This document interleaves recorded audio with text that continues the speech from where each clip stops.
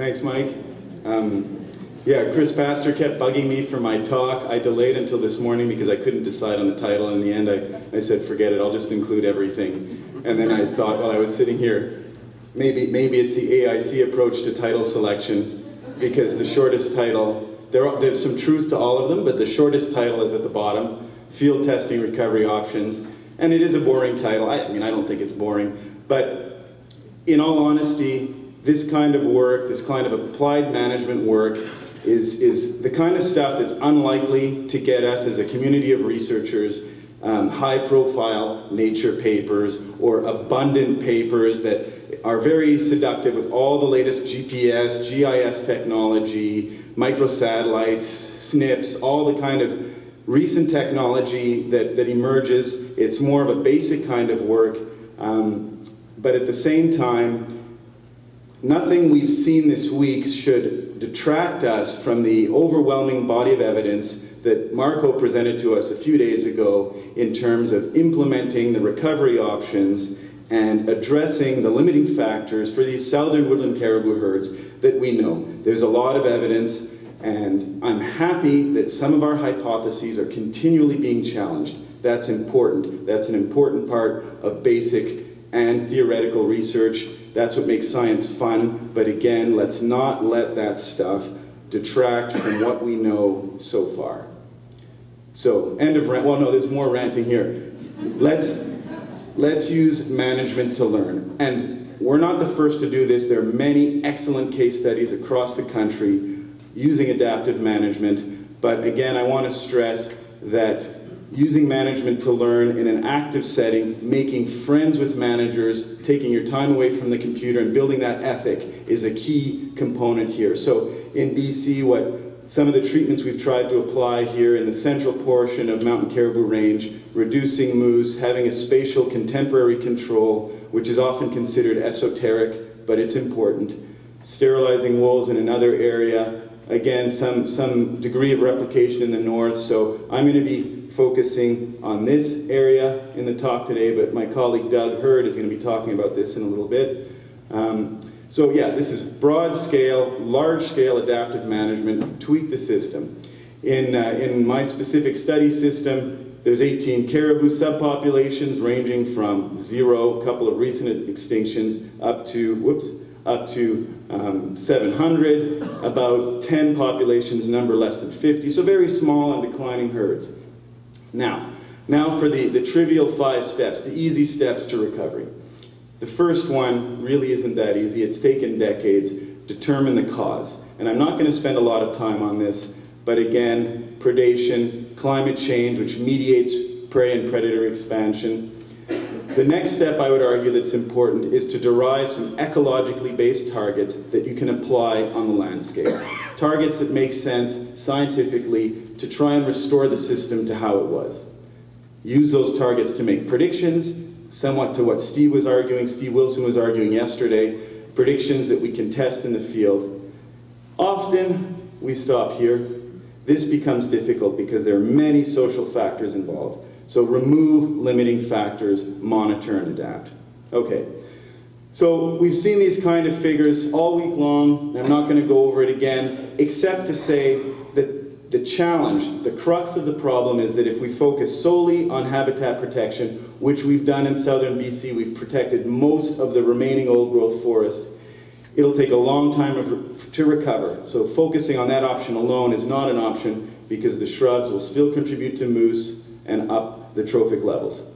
If we focus only on predator control, again, Band-Aid solution, and it's now increasingly politically incorrect just to kill predator, and as soon as you stop predator removals, within months, they rebound. So again, kind of an untenable situation for the long term. So the question I was interested in asking is, what about if we take an intermediate approach by reducing moose, testing the apparent competition that way, reducing moose using sport hunting, and figuring out the implications for wolves and caribou.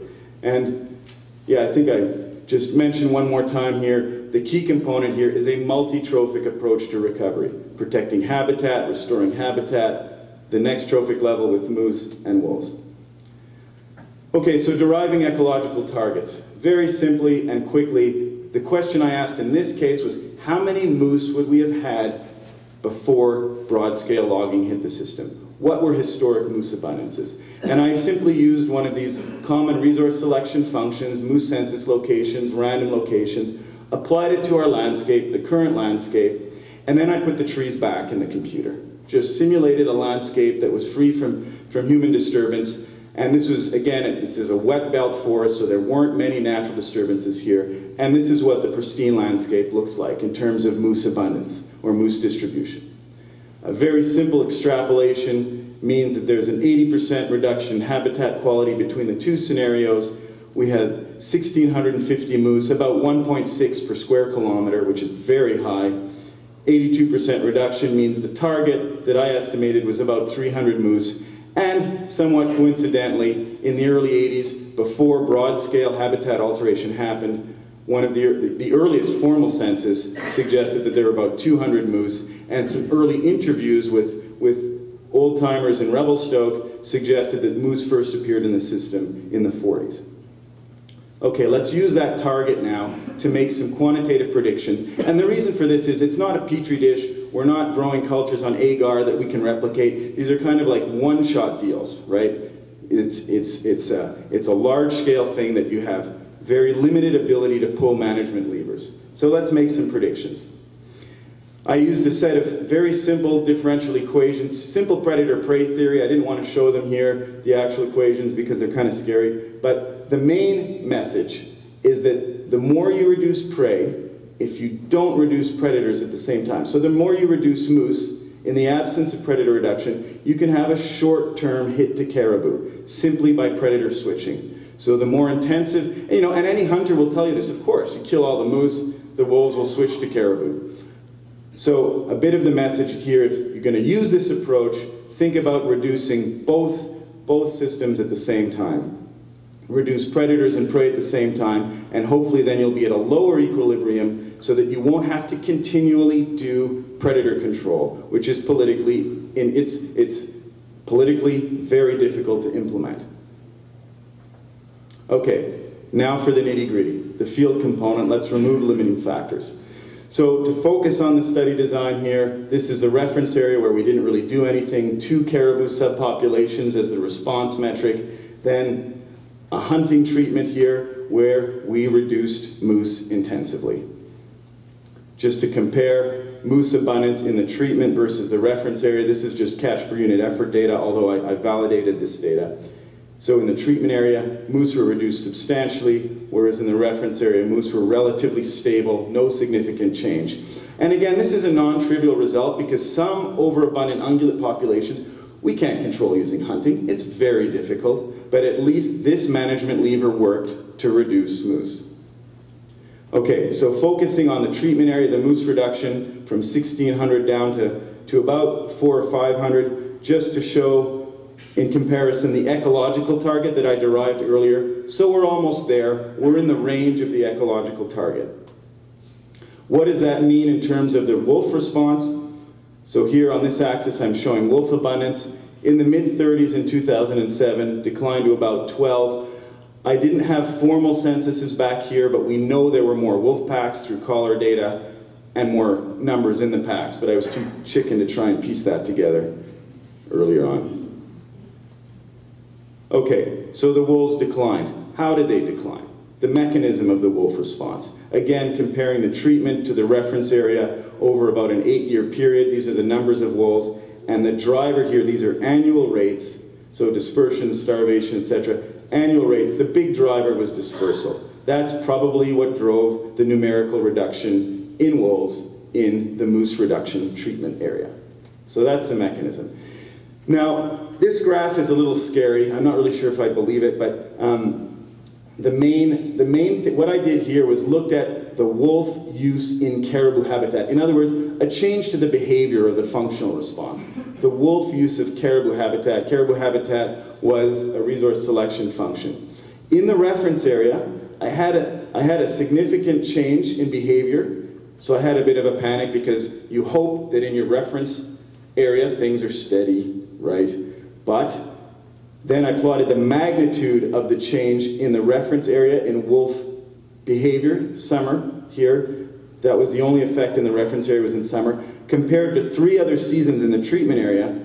And in fact, wolves changed their behavior in a large way relative to the reference condition. So wolves began to spend, the remaining wolves began to spend more time in caribou habitat.